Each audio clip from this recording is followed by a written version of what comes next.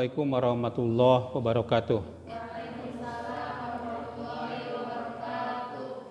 Para mahasiswa yang saya cintai, saya banggakan. Boleh nggak dosen mencintai mahasiswa? Boleh. Ya, pertemuan kita ini tatap muka pertama berarti ya. Dalam era pandemi ini, dan kita harus tetap menjaga dan melaksanakan prokes. Apa itu prokes? Protokol kesehatan. Materi kita sekarang yakni tentang akhlak ya. Tadi dikemukakan beberapa hal yang disampaikan. Satu, definisi akhlak. Kedua, perbedaan antara akhlak, etika, dan moral. Ketiga, ruang lingkup. Dan keempat, macam-macam akhlak. Itu ya? Nah, yang pertama tadi akhlak. Akhlak itu artinya apa? Secara etimologis, ya, menurut bahasa, akhlak itu berasal dari kata khulukun. Apa itu arti khulukun? Tabiat atau perangai atau tingkah laku.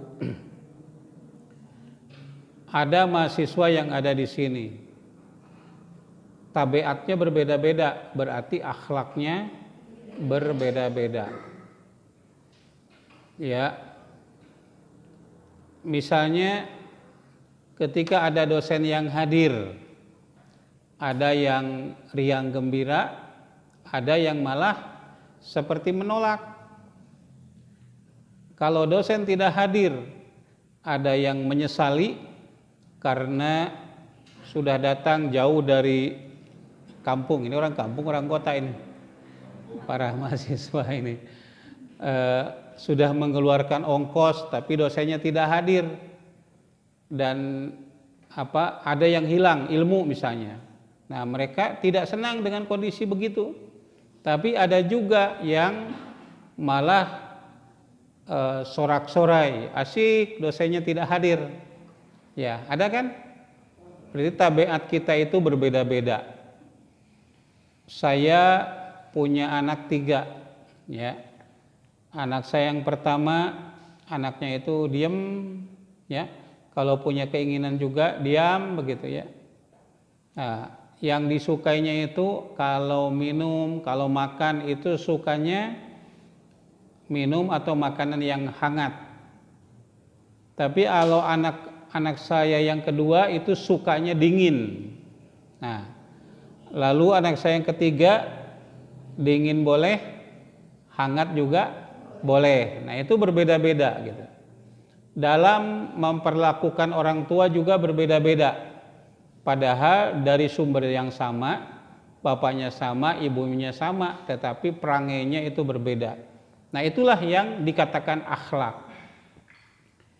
Menurut Imam Al-Ghazali, akhlak itu adalah halun, nafsiyatun, da'iyatun laha ilab af'aliha bisuhulatin min ghairi fikrin warwiyatin.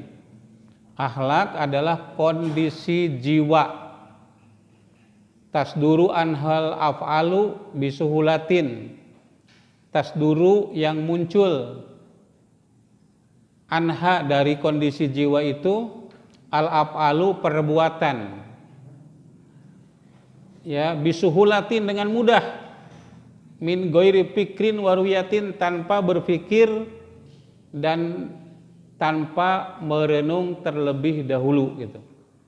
Jadi misalnya kalau ada mahasiswa melihat, nah misalnya begini nih, saya masuk kampus,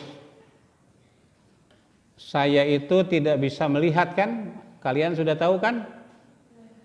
Ada mahasiswa yang cuma lihat saja ya, nungguan Bapak iraha tidak gorna.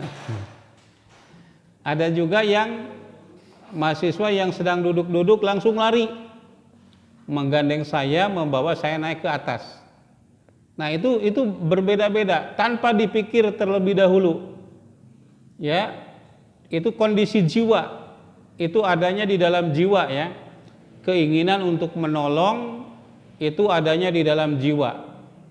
Beberapa waktu yang lalu di Garut ini ada orang yang masuk sapi tank. Tahu? Ada di TV? Ada di TikTok? Tahunya malah dari TikTok gitu. Berapa orang itu? 7 orang, berapa semuanya masuk sapi tank. Jadi ada seorang yang jalan di satu tempat, tadinya itu sumur, dulunya ditutup oleh seng atau apa gitu, lalu itu dibuka karena mau dibersihkan. Kemudian kejebur sapi tank itu. Ada orang yang lihat langsung loncat menolong. Kemudian ada masuk sapi tank itu juga yang kedua ini. Yang ketiga melihat juga, masuk lagi sampai beberapa orang. Berarti tanpa dipikir dahulu. Nah, itulah akhlak ya. Dia menolong tanpa berpikir terlebih dahulu. Nah, itu yang disebut akhlak. Namun mikir-mikir heula itu bukan akhlak begitu ya. Misalnya mau menolong mikir dulu. Ya, ada mahasiswa yang kelaparan, mau menolong. Kita mau menolong mikir-mikir dulu, saya punya uang nggak untuk pulang nanti ke Cibiuk gitu. Ya, kalau masih mikir itu belum menjadi akhlak. Tapi kalau tanpa dipikir terlebih dahulu, sudah otomatis itu namanya akhlak begitu ya. Di dalam kelas tidak ada orang, ada dompet.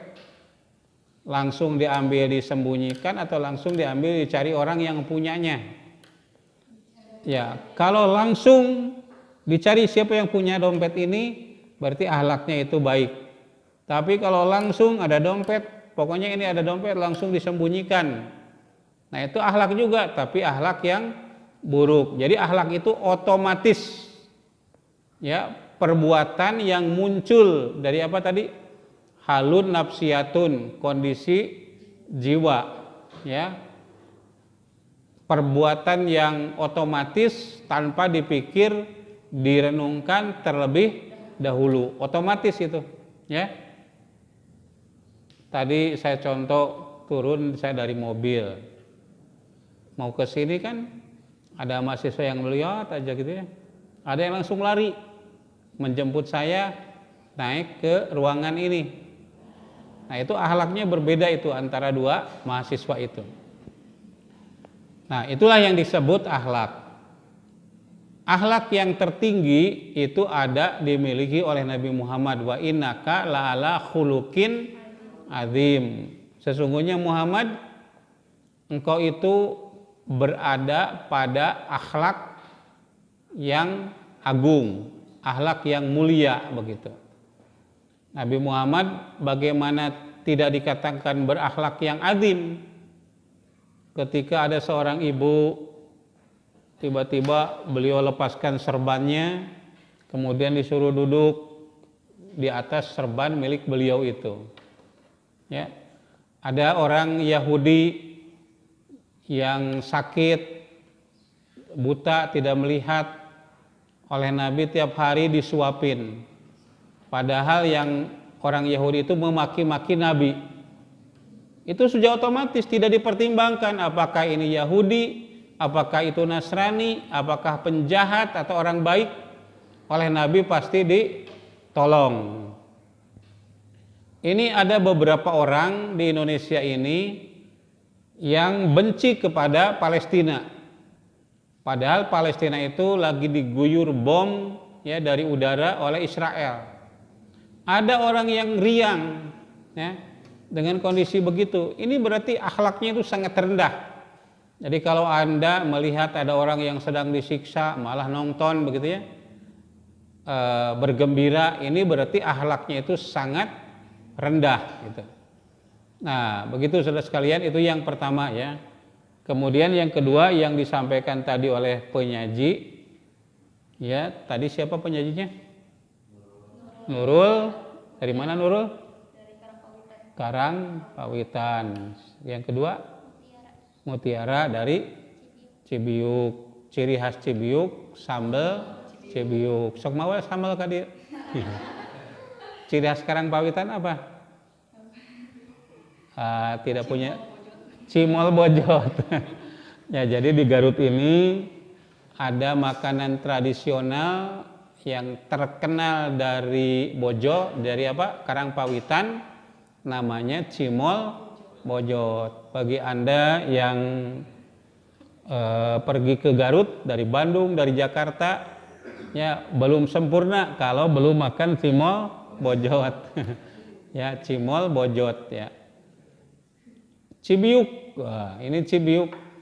Samalna teh teu sapira, tomat atah, kemudian surawung, ditambah cengek, ya, direnos tapi masih agak utuh-utuh gitu ya. Itu kalau sambal Cibiuk asli nggak akan sakit perut ya. Ya kalau bersih mungkin ya. Sambal Cibiuk asli itu tidak akan sakit perut walaupun yang dimakan itu yang mentah-mentah itu. Tadi dijelaskan oleh orang Cibiuk dan orang Karang Pawitan perbedaan antara akhlak, etika, dan moral. Nah, akhlak itu sumbernya langsung dari Allah dan Rasulnya. Jadi sumber akhlak itu Al-Quran dan Sunnah. Itu yang paling universal, melintasi ruang dan waktu, tidak lekang karena panas dan tidak lapuk karena hujan. Itu akhlak gitu. Ya, berlaku untuk semua bangsa, orang Amerika, orang Afrika, orang Asia, orang India, orang Australia, begitu. Ada berapa benua dunia ini? Ada 7 ya? 5 atau 6 atau 7? 7 lah sekarang ya. Nah, itu tidak ada perbedaan. Itu akhlak namanya. Nah, yang kedua etika. Etika itu berbicara baik dan buruk berdasarkan akal pikiran manusia. Akal pikiran manusia. Mencuri baik nggak ya? Menurut akal. Baik nggak? Ya tidak baik menurut akal. Menurut agama juga sama. Nah, kalau moral berbicara baik dan buruk, tapi sumbernya adat kebiasaan. Ya, coba saya beri contoh. Kalau Anda ketemu saya, kebetulan saya pakai jenggot katakan. Anda langsung pegang-pegang jenggot saya. Pak Ustadz, alhamdulillah saya ketemu Ustadz berkiuan. Sopan nggak? Tidak. Cek urang mana? Kata orang Sunda, kata adat istiadat Sunda. Maka ada istilah kalau mahasiswa merendahkan dosen, ya mempermainkan dosen misalnya, dibilangnya itu nyoo gado. Berarti nyoo gado itu perbuatan yang buruk bagi orang Sunda. Tapi bagi orang Arab, ya, misalnya di Mekah, ada mahasiswa ketemu dosennya, langsung apa? Memegang-megang jenggot, itu malah suatu penghormatan, itu baik malah. Jadi itu namanya baik dan buruk menurut adat kebiasaan, itu dinamakan moral. Contoh lain, ini saya sering memberi contoh, di Papua Nugini sebagian tentunya, untuk menghormati seseorang kalau bertemu pegang dadanya. Ya, coba mahasiswa, ada dosen ibu-ibu ya, datang asup ke dia langsung pegang-pegang dadanya, marah nggak? Marah ya. Berarti moral ini tidak universal ya. Nah, itu akan marah. Gitu. Tapi di sana sebagai bentuk penghormatan. Di salah satu daerah di Afrika menghormati dengan meludah. Coba dapat kita bayangkan, para mahasiswa masuk kelas, saya dosen langsung bah. Marah enggak? marah. Itu namanya moral, baik menurut orang Afrika tetapi tidak baik untuk orang Garut, begitu. Itulah moral. Jelas ya? Kalau akhlak sumbernya apa? Al-Quran dan hadis atau sunnah. Kalau etika sumbernya dari akal. Akal berbeda-beda. Iya, ada yang akalnya itu cerdas, ada yang bodoh gitu ya. Anda tahu Habibie itu IQ-nya 200. Ya, kemudian Galileo Galilei 162. Isaac Newton 195. Jokowi berapa ya? Nggak tahu ya. Mari bejaan lah. Segitu aja lah ya. Jadi itu berbeda-beda itu nanti kriteria baik dan buruk. Ya, akhlak berbeda-beda. Jadi etika itu tidak universal. Tapi kalau akhlak universal, moral juga tidak universal, akan tergantung adat kebiasaan gitu. Ya. Jadi berbicara sekali lagi baik akhlak, etika ataupun moral sama-sama berbicara baik dan buruk gitu ya. Itu persamaannya. Tadi perbedaannya sudah saya jelaskan. Kemudian yang berikutnya, yang ketiga, ruang lingkup akhlak apa tadi? Yang pertama yaitu al-akhlak al-fardiyah. Ya, akhlak pribadi atau akhlak individual. Seperti sabar, apalagi ikhlas, apalagi tawadu dan lain-lain. Itu sifatnya individual. Nah, kemudian yang kedua ada namanya akhlak al-ijtimaiyah. Berkeluarga dulu ya. Al-akhlak al-usrotiyah. Akhlak berkeluarga. Apa diantaranya? Sayang terhadap istri, sayang terhadap anak, hormat terhadap suami. Itu namanya akhlak usrotiyah, akhlak berkeluarga gitu. Ada orang yang pribadinya bagus, akhlak pribadinya, tapi terhadap keluarga tidak bagus. Ya. Atau juga sebaliknya. Terhadap keluarga bagus, tapi dirinya tidak bagus, misalnya tidak sabaran. Ya, apalagi ria gitu. Tapi kepada keluarga bagus. Kemudian yang ketiganya itu al-akhlak al-ijtimaiyah.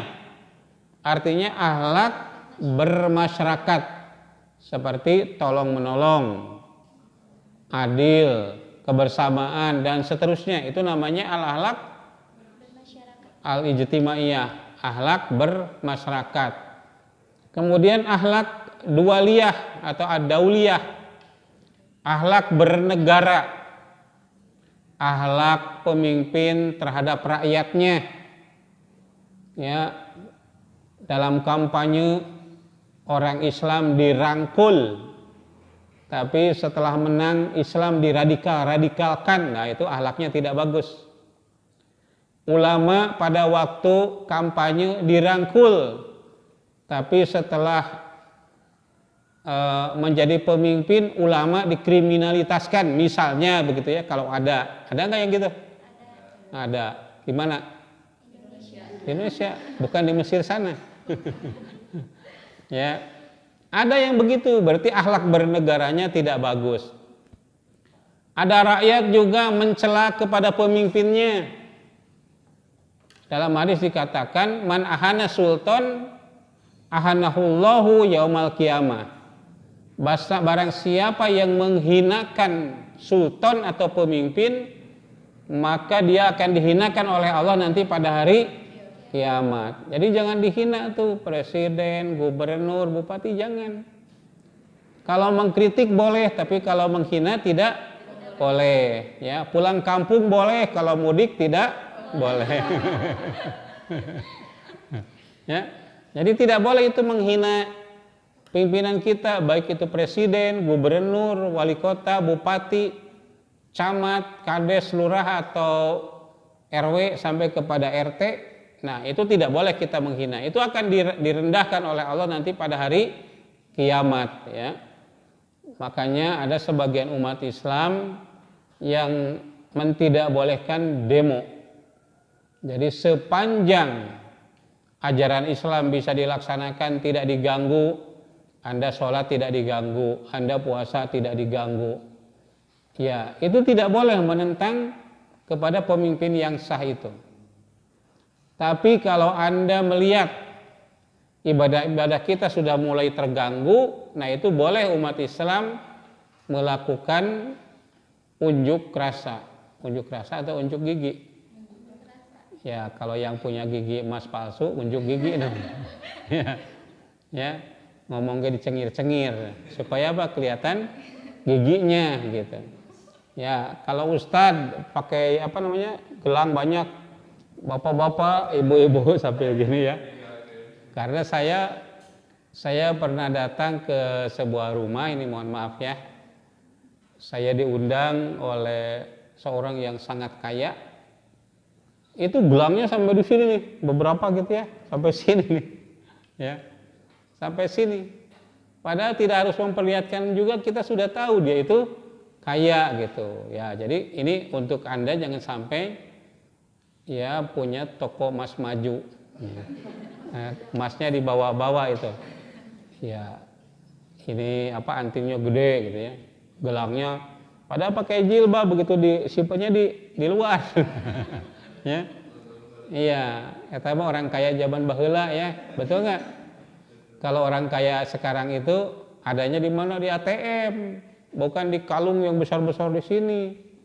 Bukan cincin sampai 5-5-nya ada. Ya. Gitu. Nah, kembali ya kepada tadi, itu akhlak bernegara. Jadi akhlak terhadap pimpinan, akhlak pimpinan terhadap rakyat, akhlak antar sesama warga negara, itu namanya akhlak dalam Islam. Maka kalau begitu akhlak itu sudah sempurna semuanya ya. Innama bu'istu liutammima makarimal akhlak. Sesungguhnya aku diutus hanya untuk menyempurnakan akhlak. Makanya dari ajaran Islam itu akidah, ada akhlak, ada ibadah, ada muamalah duniawiyah. Banyak orang yang bagus akidahnya, banyak yang bagus ibadahnya, akidahnya bagus ya, tapi akhlaknya tidak bagus. Ada orang yang begini, ini tolong hati-hati ya, itu tuh agak bajunya agak ke bawah, nanti takut kena jari-jari. Apa jawabannya? Percaya saja sama Allah katanya. Berarti akidahnya benar nggak? Benar, kita percaya kepada Allah, tapi akhlaknya tidak bagus. Ini orang mau memberitahu ya, ini roknya terlalu panjang, ulah ngagapu teuing besi karena jari-jari motor. Ya, memberitahu, ya nggak apa-apa Bu, saya berserah diri aja kepada Allah gitu. Ya, begitu ya. Ibu, bayi kecil jangan dikasih jengkol, kejengkolan. Biarin aja, saya percaya aja pada Allah gitu. Nah, ada yang juga ibadahnya bagus, tahajudnya tidak pernah ketinggalan, apalagi ngajinya tiap hari, apanya lagi puasanya gak ketinggalan, itu ibadahnya. Tapi etikanya tidak bagus. Misalnya begini, ada orang yang ngeluh ya, aduh saya sakit gigi ya. Oh, ibu berarti jarang gosok gigi. Ya, jelema keur nyerihun tuh disebut jarang gosok gigi. Betul nggak? Aduh teh, saya kemarin hilang motor, ya mungkin ibu jarang sodakoh ya. Ya maleungit motor disebut jarang sodakoh. Itu akhlaknya nggak bagus itu orang itu. Ya. Kemudian juga misalnya, oh ini saya darah tinggi. Oh itu kalau darah tinggi berarti hatinya yang harus ditata. Berarti hatinya busuk gitu. Ada orang yang begitu? Ada, berarti akidahnya bagus, ibadahnya bagus, tapi akhlak dan muamalatnya tidak bagus, begitu ya. Jadi harus seimbang semuanya antara akidah, akhlak, ibadah dan muamalah. Saya di dia rajin tahajud. Iya, kalau rajin tahajud ngomongnya juga harus bagus, sing andalemi gitu ya. Sing naon teh?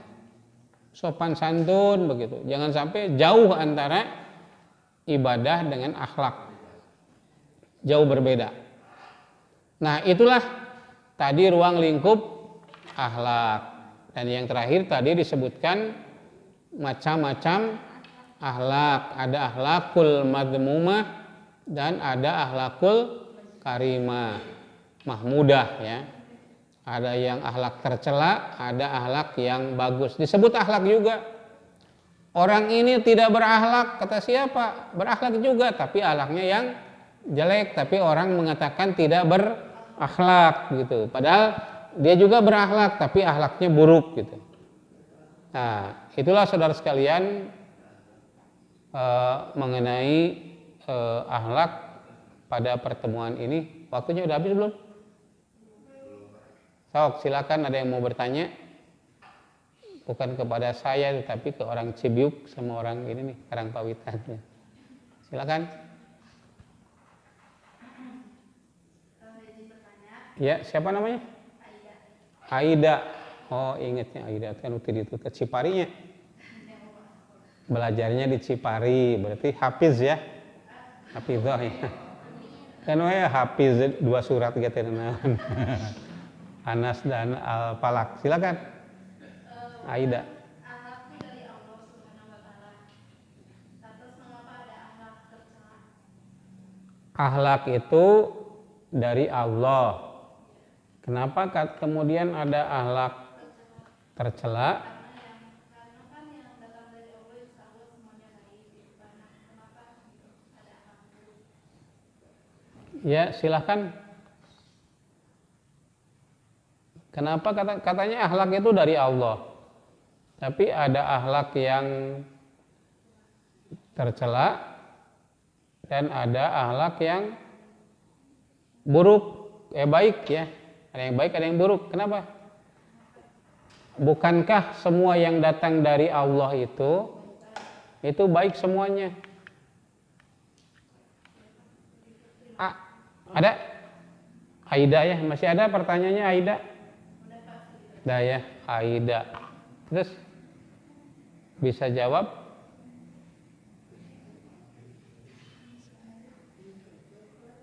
Gimana?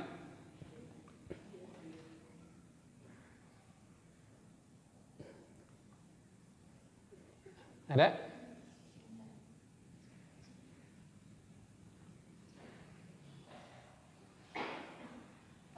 Untuk akhlak sendiri kan tadi akhlak itu bersumber dari Al-Quran dan As-Sunnah, dari Allah dan Rasul. Mungkin yang saya pahami dari Allah memang semuanya baik, tidak ada yang buruk. Iya. Tapi kenapa ada yang akhlak yang buruk katanya? Karena mungkin menurut saya, karena kan dari Allah dan dari akhlak itu dari bersumber dari Allah dan dari Rasulullah. Karena Rasulullah juga manusia, sama mungkin Ada yang buruk. iya. Ada akhlak Rasulullah yang buruk? Kalau Rasulullah itu berbuat tidak baik, langsung ditegur oleh Al-Quran. Betul? Ya, Rasulullah pernah kunut begini. Allahumma halikil kafirina wal musyrikina wasdud alaihim. Ya Allah, hancurkanlah orang-orang musyrik. Hancurkanlah orang-orang kafir. Marahlah kepada mereka. Ya, kemudian ada ayat surah Al-Baqarah yang menegur Nabi, jangan begitu, teu pantes. Kan baik ke orang Cibiuk mah kitu teh. Tapi untuk Nabi tidak boleh. Anda maki-maki boleh, tapi dosen mentong. Jadi kalau ada misalnya yang memaki-maki kepada kiai, apakah ikut sama juga memaki-maki? So, lamun kiai dimaki-maki, apakah kiai itu ikut maki-maki? Enggak, betul kan? Anu maki-maki mah kena santrina, ya. Kalau kiainya Jangan gitu. Yang dimaksud dengan akhlak sumbernya dari Allah itu maksudnya begini, Aida ya. Akhlak itu kan perbuatan baik dan buruk. Dikatakan baik itu menurut siapa? Menurut Allah dan Rasulnya. Allah dalam Al-Quran, Rasulnya di dalam hadis. Kalau misalnya ria itu buruk, kata siapa? Ya kata Allah dan Rasulnya. Betul kan? Ya misalnya di dalam Al-Quran. Apa itu yang tentang ria? Ada enggak? Yang tentang ria, ayat tentang ria. Ada orang yang berinfak, ya apa ayatnya itu? Berinfak dengan memaki-maki yang diberi. Ya. Qaulun ma'rufun khairun min shadaqatin tatba'uha adza gitu. Ada lagi ayat kalladzi yunfiqu malahu ri'a annas. Ya seperti orang yang berinfak karena ria kepada manusia gitu. Berarti ria itu buruk tidak? Buruk. Kata siapa? Kata Quran. Jadi Anda sebagai muslim mengatakan sesuatu itu buruk atau baik harus berdasarkan Al-Quran dan hadis gitu. Nah itulah yang dimaksud dengan akhlak itu bersumber pada Al-Quran dan hadis begitu. Ya. Nah jadi begitu maksudnya ya. Jadi Anda mengatakan sesuatu itu baik atau mengatakan sesuatu itu buruk harus berdasarkan pada Quran dan hadis gitu. Kalau yang lain-lain abaikan saja. Ini buruk, kata siapa? Ya kata siapa dulu? Oh kata Quran, ini ayatnya. Nah itu baru dikatakan akhlak. Akhlakul karimah. Ya. Mencuri itu buruk, kata siapa? Kata Quran, asariku wasarikotu faktau aidehuma. Itu kata Al-Quran itu. Nah itulah buruk kata Al-Quran. Jadi baik dan buruk bersumber dari Al-Quran. Mengatakan baik dan buruk berdasarkan Al-Quran dan hadis itu. Hadis ya. Gitu ya, paham ya? Aida, orang mana Aida? Bayongbong ya. Anu koneng geusina pinuh. Nah anu koneng geusina pinuh angkot Bayongbong. Ya nggak bayang ke nama aya nu koneng ngambang di Walungan. Padahal yang di Bayongbong ya. Ada lagi? Sudah ya. Waktunya sudah habis. Saudara sekalian, para mahasiswa, tepuk tangan untuk para penyaji. Ya. Terima kasih. Wassalamualaikum warahmatullahi wabarakatuh.